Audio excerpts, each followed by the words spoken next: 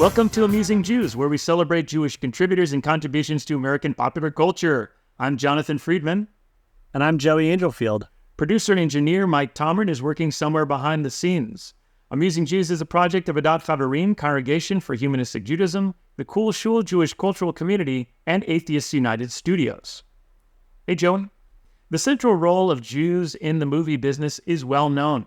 Hollywood's founding Jewish moguls started out in retail and fashion, setting up Nickelodeons in ethnically diverse urban areas, expanded into theaters, and by the 1920s centralized production, distribution, and exhibition as the major studios. Less publicized is the important role Jews have played in developing independent film. There was Alfred Sack, a Mississippi-born Jew who, in the 1930s and 40s, specialized in so-called race films, produced for black audiences featuring black casts, and sometimes written and directed by black talent. Director Sam Newfield made 250 B-movies from the silent era to 1958, including a black western, Harlem on the Prairie, and the first feature with an all-little people cast, The Terror of Tinytown. B-movie auteur Samuel Fuller pioneered ingenious solutions to scheduling and budgeting constraints. American International Pictures, which used teenage focus groups to determine movie titles and story ideas, was co-founded by Samuel Z. Arkoff.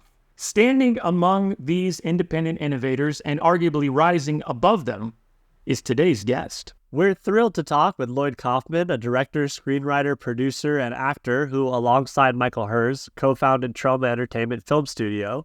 Lloyd has directed numerous feature films for Troma, such as The Toxic Avenger, Class of Nuke Em High, Sergeant Kabukiman N.Y.P.D, and Tromeo and Juliet. He is also the author of several books, including Make Your Own Damn Movie, Direct Your Own Damn Movie, Produce Your Own Damn Movie, and Sell Your Own Damn Movie. Lloyd, welcome to Amusing Jews. Well, thank you very much. It's an honor to be here. You went to prestigious private schools and studied at Yale, originally intending to be a teacher or a social worker, but your roommate was a film nut and introduced you to the Yale Film Society. That changed your life's course. Could you tell us a little about how you found your way into filmmaking? I was lucky enough to have a good education. I went to Yale, and by chance, I was put in the room with a movie nut, Robert Edelstein. There were four of us in the room. This was 1960, autumn of 64. And they put us two dirty Jews in one room, and then the boarding school guys, the Waspies were in there. They were in another room, but we were in a suite. And Robert Edelstein and my beds were head to toe, and he ran the Yale Film Society. And at night, I'd inhale his Godard stinking feet, and the aroma du Troma was born.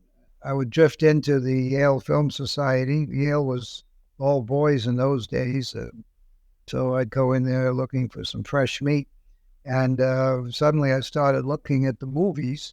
I didn't know what I didn't even know there was such a thing as a director. I heard about movie stars, but I didn't get to go to too many movies as a kid. My mother was more of a theater person and kind of looked down on movies.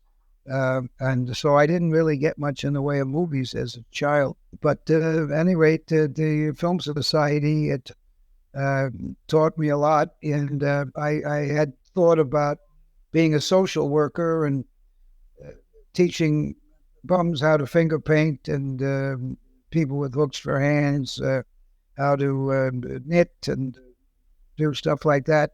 And as a result of seeing a lot of these great movies, I decided I didn't want to just teach them, but I wanted to film them. I got totally obsessed with movies. I remember the moment, and it was in the dark auditorium of the Yale Film Society. They were playing Ernst Lubitsch's To Be or Not to Be with Jack Benny, Carol Lombard, and Robert Stack.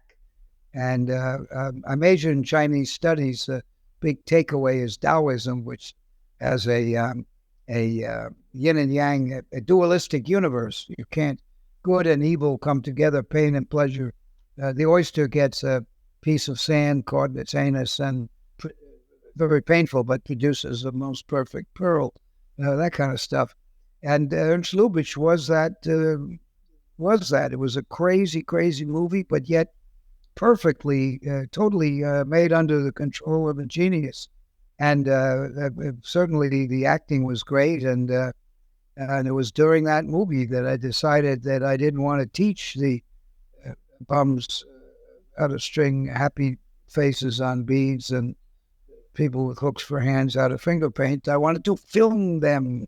And it was so if anybody wants to blame yeah, Troma on somebody, blame it on Jack Benny, Carol Lombard, and Robert Stack, and urinate on their graves. It was Benny's best movie and Carol Lombard's last movie, I think. So you've described Troma as a film school, a place where passionate, mostly young people can get their feet wet in all levels of production and post-production, from acting to writing to costuming to set designing to editing and all that stuff. And usually they don't complain about the low pay and the long hours and so forth. So could you elaborate on this sort of film school philosophy and how that energy is maybe reflected in the finished product on screen? Well, that's interesting. The Troma School of Filmmaking is kind of like the Hudson School of Painting. It is a type of filmmaking that both has been a big influence on the actual art of filmmaking, but also many of today's, we're a 50-year-old movie studio, the longest running independent movie studio in history. And many people started with us. They wanted to get a foothold in the business. James Gunn was a movie nut. He loved Troma, and he had just gotten his master's at James Gunn, as you know, wrote and directed the Guardians of the Galaxy and Suicide Squad, and he wrote Tromeo and Juliet, which I directed in 1994. But he came on and solved the difficulty of making a Troma version of Romeo and Juliet. I'd been working 5 years on it, did a great job. But I think all the people that end up working for us, they get paid very, very little. But now, after 50 years, we attract quite a number of technicians who come in from California. For example, on hashtag Shakespeare Shitstorm, we had the guy who made the practical animatronics and sculpting came in from L.A. He had done mainstream Hollywood movies, but he happened to be a Troma fan in his youth, and he just wanted to let loose with some crazy things. The director of photography, also from California, and was willing to work for about 10% of what he would get. And actually, the technical crew came from, one of the main cameraman came from Scandinavia and paid his way over. And so there's a certain fun and attraction of working on a movie that goes further and is more intense, more controversial, more emotion producing than the Fast and Furious Part 22. So people, from the first time we started to make Troma movies, we were not, we were very young, so we did it, but we did attract actors who were willing to take some risks, not just be naked, but also in our early movies, they were raunchy comedies, kind of like Porky's, but before Porky's. So we hit on a good vein of success. And the actors who were all unknown, although some of them went on to success or fame, whatever you want to call it. But they were all original thinkers and shit disturbers and enjoyed working on Squeeze Play, which was a movie that dealt with, it was about a women's softball team, but they understood that the Equal Rights Amendment and women's rights was the subtext, and they all felt they were doing something different and exciting and possibly memorable. You learn a lot from being on a Troma movie. I reckon to say that what is I've heard that NYU is now $80,000 a year to film school, $80,000 a year, and same with USC. And I think you learn more from working on hashtag Shakespeare Shitstorm than you would probably learn in 2 or 3 years of going to one of those film schools. And you get paid a little money. Yes, you may have to sleep on the floor and learn how to defecate in a paper bag, but it's amazing how people look back on Troma movies like Poultrygeist, Night of the Chicken Dead, and I'm always afraid they're going to hate me, and I was an asshole in that particular movie, and yet they have such fond memories and rosy, they remember, it's fun that they remember the situations that occurred, but they remember it in a rather familial, rather nice way, rosy colored glasses way. One of the terms used for cheesy, low-budget, over-the-top films, and especially films with grotesque and horror elements, is schlock. Do you think it's a coincidence that a Yiddish term is used to describe these films? I think it's a derogatory term that, like exploitation films, they call so many low-budget movies exploitation films. It's putting them in the back of the bus, sort of. It's a way to denigrate independent cinema and movies that are often better than the mainstream. Every movie exploits something, right? The movie with Ryan Reynolds, Barbie, which I saw, it was a wonderful movie, but it does exploit the stars. All the ads talk about Margot Robbie and Ryan Reynolds, and every talk show and chat show has them on, and so that's exploitation. So what do we have? We have sex and violence and cartoon violence, and they call it an exploitation film. I don't understand it. And schlock also. I don't think people even know what it means, except that it means crap. It means it's a way to call us crap. I was on CNN once, and they kept teasing my appearance. The host, who I don't remember who it was, stay tuned because we're going to have the King of Cheese, King of Filmmaking, cheese. Every time they teased it, it was about cheese. So the green room had a platter of cheese in there along with the crudité. So when I had my interview, I walked out with the thing with the cheese platter. Here I got the cheese. I was kind of, but and the guy was too stupid to really get it, which most of them are. They don't even know. You guys have good questions, but a lot of these mainstream media, they don't prepare. I think that schlock as a term, a Yiddish term, can sometimes be used in a more loving and endearing way. I think that's at least the way it's sort of grown in fans of the genre, right? If we want to sort of think about cutting edge, sort of balls to the walls, independent filmmaking and so forth. And John Landis, his first feature was called Schlock, I think, again, sort of tongue in cheek. And at least for some of us, it's not the worst word. I think you're right, though, with exploitation. That's a generic term used for low-budget movies. Sometimes you're waiting to see what's so exploitative about this film. Why is Terra Firma more of an exploitation movie than Fast and Furious Part 82? Yeah. Or Titanic, right? Yeah. Boy, was that awful. Yeah. That song, too. But meanwhile, the most successful movie of all time, except for the one with the blue people. A recent book, Why the Jews, How Jewish Values Transform 20th Century American Pop Culture, by retired economics professor Robert Cherry, proposes that Jewish vaudeville comedians and entertainers had a positive attitude towards bodily pleasures, which he links to liberal Jewish cultural values, while Irish Catholic performers embraced Victorian restrictions on pleasure. In your view, is there something Jewish about bodily pleasure, physical comedy, or even gore and gross-out humor? Can we trace these things, in other words, back to vaudeville? I think that Jewish religion encourages sex. I'm Reform. My grandfather, my great-grandfather was one of the founders of Temple Israel in New York. I'm the original board of directors, so we're pretty Jewish. I've had the same wife for 50 years, but my folks were certainly enjoyed a lot more than each other.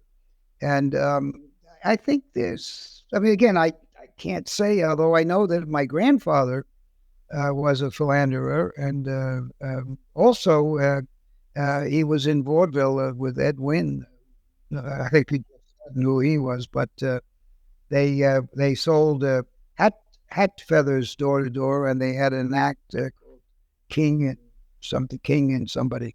And my father used to give me lines from their act. Terrible, worse than Troma movie, I think getting back to vaudeville with that sort of do-it-yourself energy and the anything goes and the experimentation, this might work, that might not work. I think there's something about that sort of spirit that maybe lives on in the work that you've done over the years. You might not see it that way. I see some of that in there. I agree with you. Well, also we rehearse a lot, and then we have lots of improvisation in both the rehearsals and the offset. We rehearse in a rehearsal room, then we go to all the locations and we video everything, and finally we go to the set and film. And there is a lot of experimentation, and kind of like vaudeville. And we also have, even though we're schlock, as they say, we have focus groups where we show our movies to before they're finished. In fact, we're having one this weekend. We have the Troma Dance Film Festival, which is all free. You don't have to pay to enter your movie, and you can see the movies for free. And we're showing a work in progress that I produced to get it gets people in the door, and also supports all the other filmmakers who are not Troma filmmakers.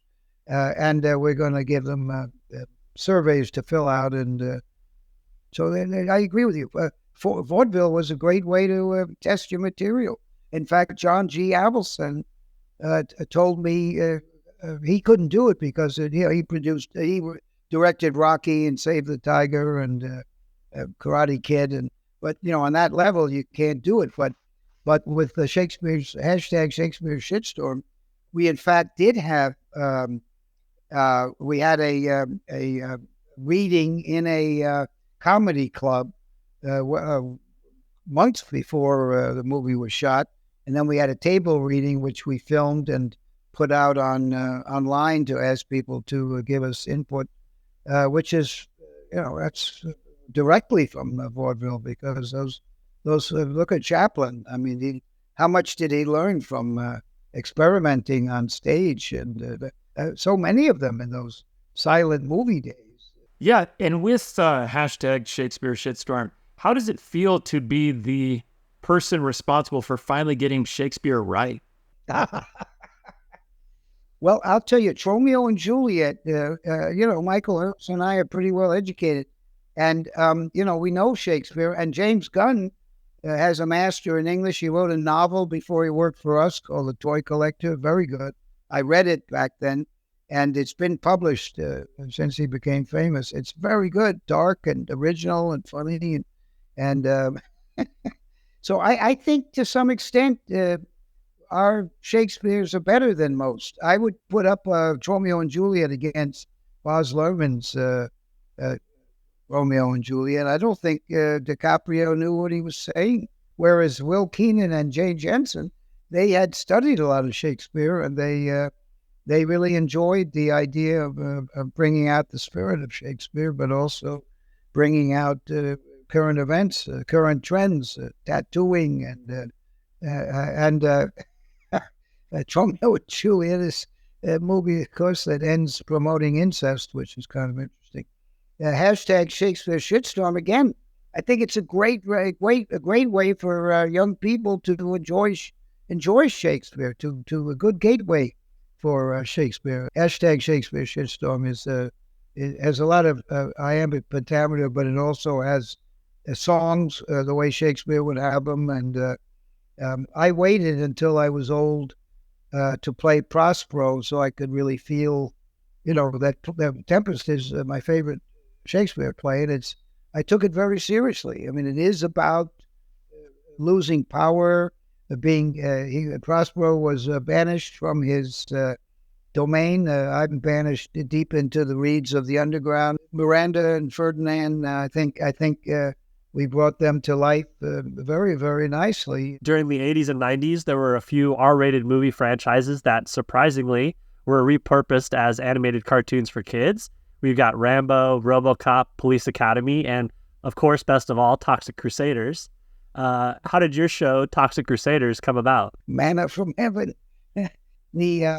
I really don't know, but we surmise that the toy makers who were making the Teenage Ninja Turtles toy action figures, little dolls, the Ninja Turtles were going down in sales, and they wanted to have an environmental character, a cartoon character, to go in place of the Turtles. Obviously, they hadn't seen the movie, but they made great cartoons, and Playmates was the toy company, and the toys are great. And but then the Turtles started to go back up.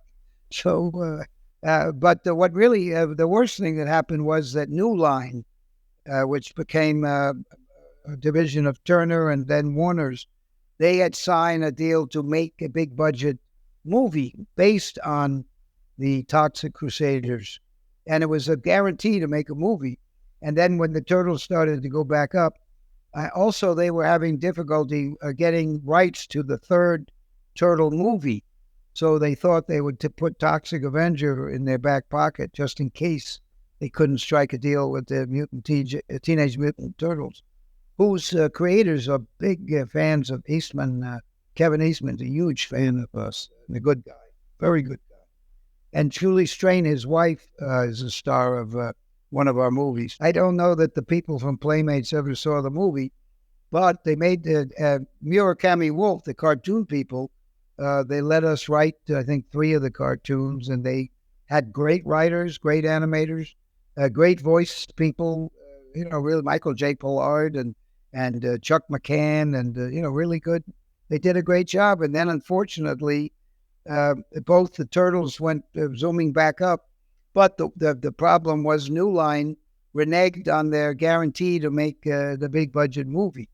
So that killed the locomotive we had 200 companies licensing Toxie. We had Toxie Yarmulkes, Toxie Payas, no, I'm joking. But the locomotive would have been the big movie. And then New Line said they had their fingers crossed. And we sued them. And 4 or 5 years later, they settled on the steps of the courthouse. So as we've established, you're a well-educated man with some sophisticated tastes. Yet your movies are intentionally, and I would say lovingly, vulgar, messy, zany, and irreverent. I think people forget that a lot of literary types also have a trashy side. Art Spiegelman, for example, the Pulitzer Prize-winning graphic novelist of Mouse, was also the art director of the Garbage Pail Kids for Topps trading cards. So what do you say to people who think you need to stay in a lane, either lowbrow or highbrow? Well, again, I think Shakespeare said it all, to thine own self be true. That was right before he wrote that best-selling book, 101 Money-Making Screenplay Ideas, otherwise known as Hamlet. I think he got it right. Do what you believe in. And, a lot of great directors, they make one for the studio and one for themselves. Unfortunately, I never, I wasn't able to walk the walk or whatever it is. So never got to make any for the mainstream. Michael Hers is better educated than I am. He's been my partner for 50 years. He was, he started off as he was in yeshiva as a kid, and was Stuyvesant is the best public school in New York, and he was the valedictorian, and got to Yale on full scholarship. It's amazing that none of the studios has poached him to be, because if they wouldn't be in this mess they are now. He'd be the James Gunn of studio heads. James Gunn is saving DC right now and reviving Superman. A lot of well-known people have come out of our studio. who were, they love movies, they love the Troma side of it, but they did want to walk the red carpet, and they're the nicest. Trey Parker and Matt Stone, Eli Roth, who makes movies like Hostel, Mother's Day, which is my brother's horror film, Eli Roth's favorite horror film, and Mother's Day is a masterpiece. My brother was the most talented of the three Kaufman sibs, and my sister was his production designer. But he couldn't. He tried to move up from Troma and went to California and spent 10 years, and they just wouldn't. He wasn't creepy enough, like Abel Ferrar, or just couldn't talk the talk. I don't know. But now he has a big bread business in San Diego, 200 employees, and they supply artisan bread and baked goods, all the chocolate chip cookie, all the raw chocolate chip cookie dough you could want. And he points out that the knife and bread and horror films, they both have the knife thing going. I remember reading that when the Troma 50th anniversary was upon us, there wasn't much mention in any of the mainstream publications, and you were not so happy about that. No, we totally ignored. Hashtag Shakespeare shitstorm comes out, nothing, zero, zilch. And what more do they want from us? We've Toxic Avenger is being remade for $1 billion. We're the longest running film company in history, independent. 7 books, all these famous people, including Samuel Jackson. Surf Nazis Must Die, the star of that movie. We didn't make it, but we distributed it back in the mid 80s. It's got a woman as the main part.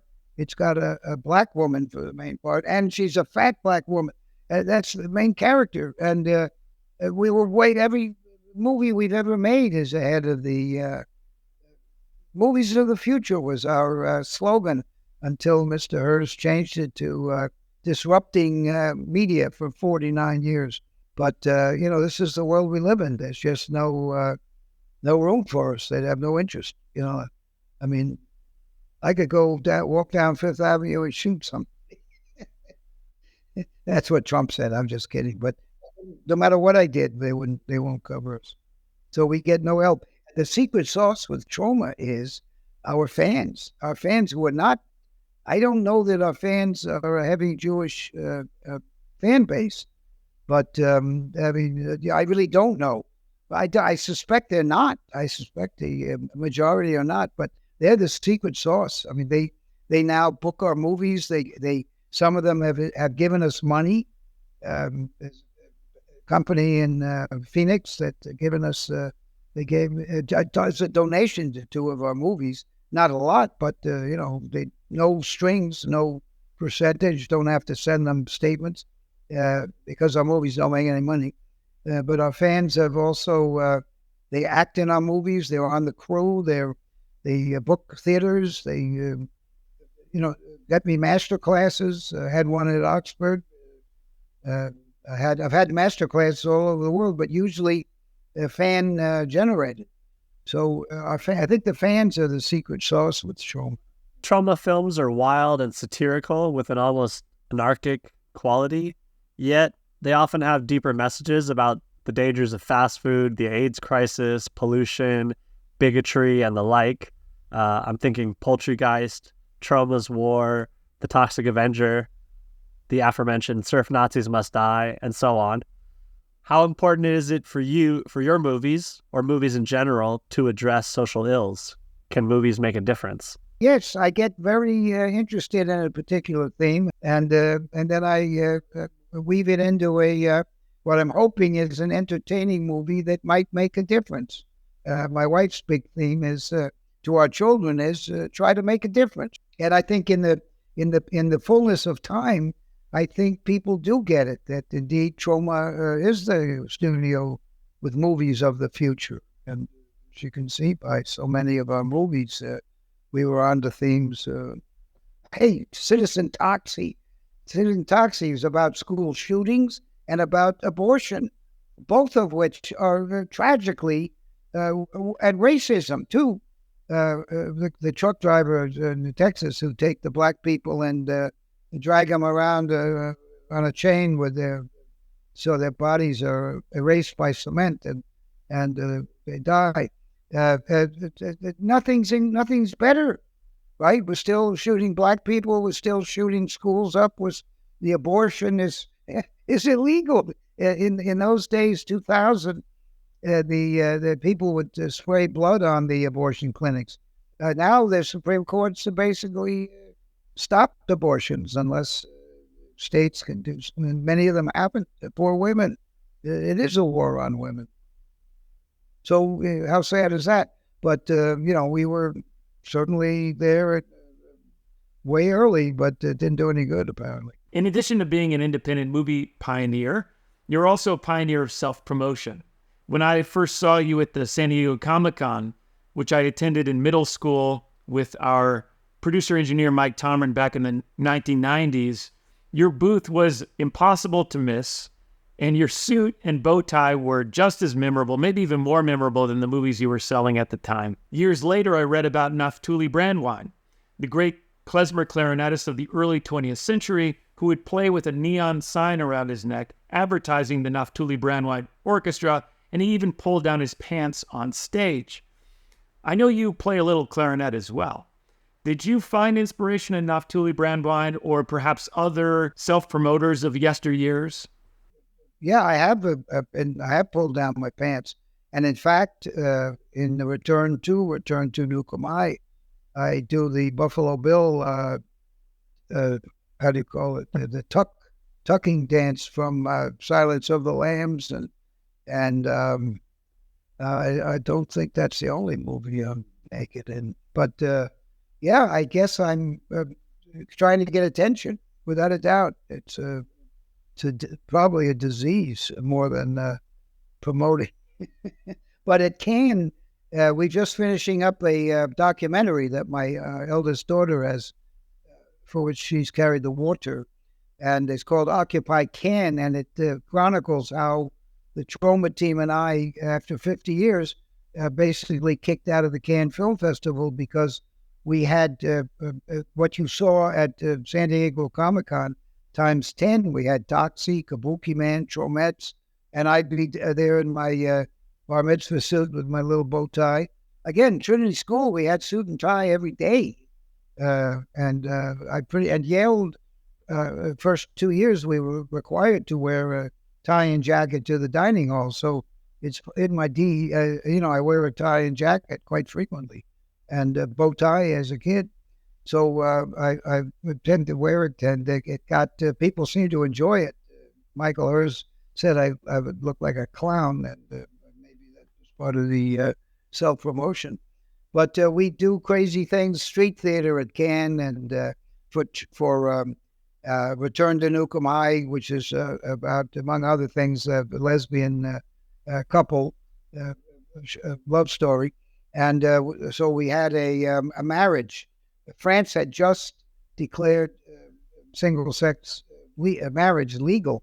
So we were staging a real, what looked like a pretty real, we had props and all that kind of stuff, and wedding outfits for the ladies, and we had a pretty group. And meanwhile, the Cannes thugs broke it up, even though it was legal in France. The Cannes eventually we would have parades with signs, and we'd also at the same time we'd fight for independent cinema. We'd fight against the devil worshipping the devil worshipping international conglomerates, and use those words. And so we'd do a little of both. And we had some parties. And going to Cannes, we were the first year I ever went, 1971. I did sleep on the beach, and had to rough it. But for 40 years, we rented hotel rooms and/or apartments, usually both. And we had to rent theaters, and we had to bring people over on airplanes and take trade advertising and bring leaflets with us. And bit by bit, we got policed out until you'll see in Occupy Cannes that stuff that Disney was permitted to do with their pirates, Pirate of Penzance, whatever it is, with the swords and the guns and the costumes and the masks. We were not permitted. We didn't have guns or swords. All we had was Toxic Avenger and Sasha Kabukiman, who basically is a clown. And then Tromettes, and Tromettes are attractive young women with small clothing and big brains. And, we'd have a colorful street theater. Sometimes we'd act things out. We had zombie crawls. And that final year, we brought over about 15 of our cast and crew of Return to Nuke Em High, which the theaters were full. And we indeed did make a few deals. But we were so harassed by, we weren't allowed to wear the masks. We weren't allowed. Then we weren't allowed to wear Troma T-shirts. Then we weren't allowed to have the masks on sticks. We weren't allowed to have any picket signs with the Troma 50-year thing up. So anyway, Occupy Can. I think you'll have a lot of fun watching it. It's very good. It's going to be a great documentary. So for our audience, what's the best way of keeping up with everything that Troma's been doing for the last 50 years? Oh, well, we have a very good streaming service, which I hope your fans will subscribe to, or to which I hope your fans will subscribe. Troma Now. It's the future, but now. And it's available on, it's a free app. It's available on Roku and Google Play and the usual platforms. And it's free the first month. It has about 1,000 movies, all 50 years of our movies. Plus, every month we put up movies by the James Gunns and Eli Roths and Trey Parkers of the future. And it's terrific. And it's probably it's very small, but it's I would guess, the only streaming service that's actually profitable. And it grows a little bit each week. So it's the main thing that's keeping us alive, because we don't make money. We used to be able to tell investors, the worst that happens is you make a profit, or in 2 years you at least get your money back, and maybe a modest profit. That's the worst case. But now we can't tell them that, because we lose money on it. There's no place for us to go. The theaters are closed pretty much. If I direct a movie, because I'm somewhat known, maybe I get 200 independent cinemas. And in most cases, other than LA and New York, we get like one weekend, one night. And then I have to go there like Willie Loman and drag a duffel bag full of merch and silk stockings. No, not silk stockings. And merch, to sell. A poor old man doing that after 50 years. But, we need the money anywhere we can get it.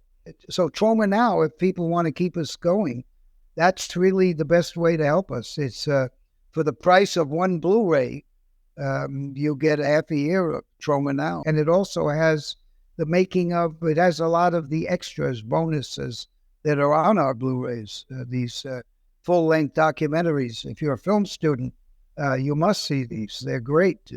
Poultry in Motion, the documentary about Poultrygeist. Apocalypse Soon, which is about Citizen Toxie, the behind the scenes, 90 minutes. The Terra Firma, called The Farts of Darkness. Wonderful documentary about the making of Terra Firma. And there's a bunch of them, and they're terrific. And then I have lots of short interviews with people like Stan Lee and John G. Avildsen, the Oscar-winning director, and James Gunn, Eli Roth, Jenna Fisher, some movie stars, some directors, some producers. So you can learn a lot, but also we've got 50 years of our movies there, and every month new ones. So that's the best way to help us out, and you won't go. Nobody quits. It's growing slowly. It's very small, but it is profitable, and nobody leaves. Everyone who comes in stays. After the first month, which is free, they like what they see, and they keep going. So, Troma Now. Well, thank you so much, Lloyd, for joining us. Thank you very much, and shalom. And to our audience, now back to your regularly scheduled lives. Amusing Jews is here to amuse you. If you like being amused, go ahead and click like and subscribe.